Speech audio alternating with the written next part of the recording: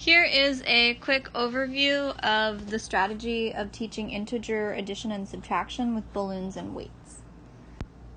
We introduced the concept by watching a quick video clip from the movie Up.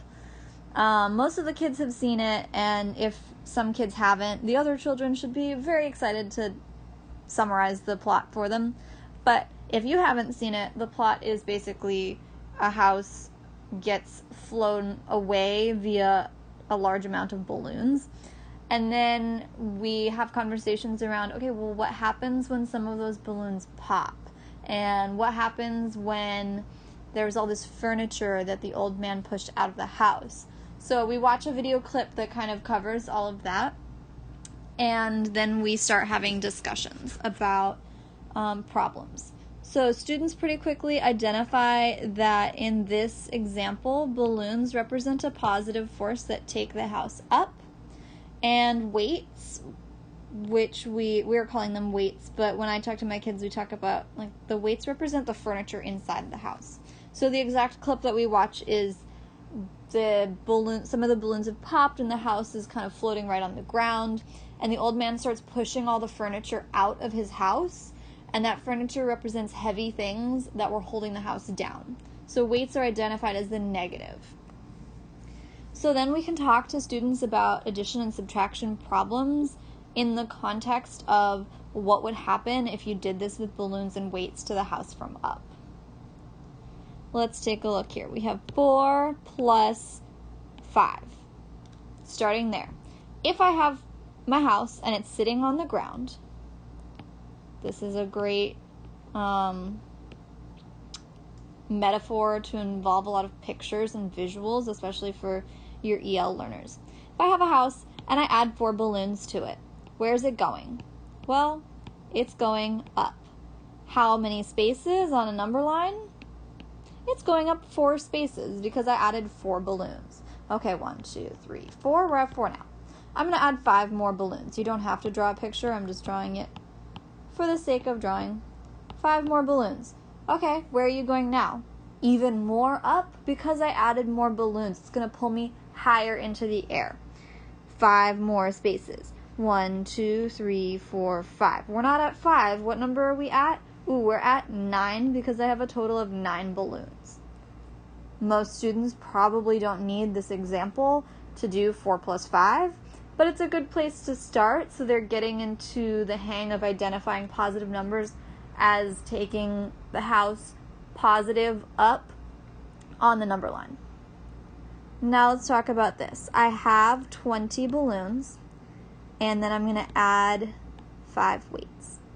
All right, if I have 20 balloons, my house was on the ground at 0. I added my 20 balloons. Where did it go? It went up to 20. Now I'm going to add 5 weights. Where does a weight take me? It doesn't take me up. It takes me down. So it takes me down 1 space on the number line for each weight. That means I'm going down 5 spaces from 20. If I'm like dropping a weight or like a piece of furniture in there. So 19, 18, 17, 16. I'm now at 15. That would be my final answer there. What if you had 7 weights and then you added 3 balloons? So here, this kind of ruins the metaphor of your house is on the ground. Fortunately, in Up, there was a space where the house was on the ground and then there was this huge chasm below it. So I use that as the context for, oh, this is how the house could be below the ground. So the house was here at 0. Then I put 7 heavy things in it. Oh no, it starts falling below the ground. Now we're at -7. I know that's not 7 ticks, but -7. But we inflate 3 balloons, and then we go up 3 spaces. It would have helped if I'd actually done 7 ticks. 1, 2, 3, 4, 5, 6, 7. 1, 2, 3. So drawing these out accurately is an important skill when you're giving a presentation. Okay, I fixed it. You're at -7, you add 3 balloons. 1, 2, 3. Where are you at now? Well, now you're at -4. So your final answer would be there. Having an accurate number line is very important when you're solving these problems. We can also do subtraction with them. Let's say you were at 4 and then you took away 5 balloons. How do you take away balloons? Okay, so you're at 4 right here. 3, 2, 1, 0.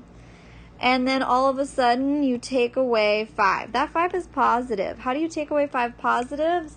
Ooh, maybe a bird pecked at them and popped the balloons. And then maybe, I think up there was my man with a gun who shot some of the balloons. The kids will definitely fill you in on the details if it's been a while.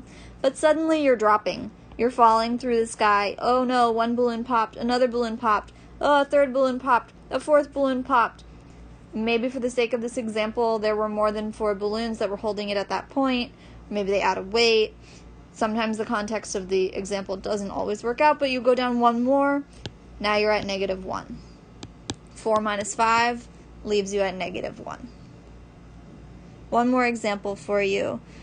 Let's say you were at -3 and then you took away 7 weights.